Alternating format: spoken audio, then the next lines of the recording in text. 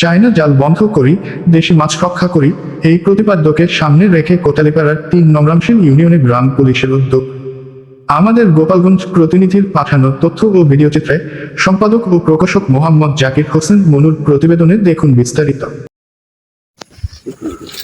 দর্শক, আমরা এখন আছি কোটালীপাড়া উপজেলার ৩ নং রামশিল ইউনিয়ন পরিষদের সম্মুখে।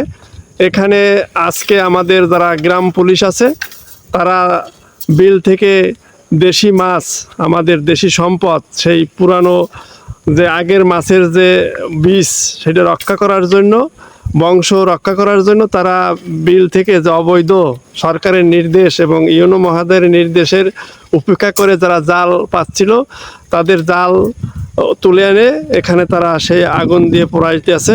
এখানে আছেন আমাদের গ্রাম পুলিশ। আপনার নাম কি ভাই? আমার নাম মোহাম্মদ জামাল কাজী। আমরা আমাদের দেশের মাছ শূন্য হয়ে যাইতেছে, এই জন্য আমরা বিলের যত চায়না জাল কাছে এনকে আমরা পোড়াইতেছি এই অনুসারে নির্দেশে। আচ্ছা, ধন্যবাদ আপনাকে এই একটু ভালো কাজ করার জন্য।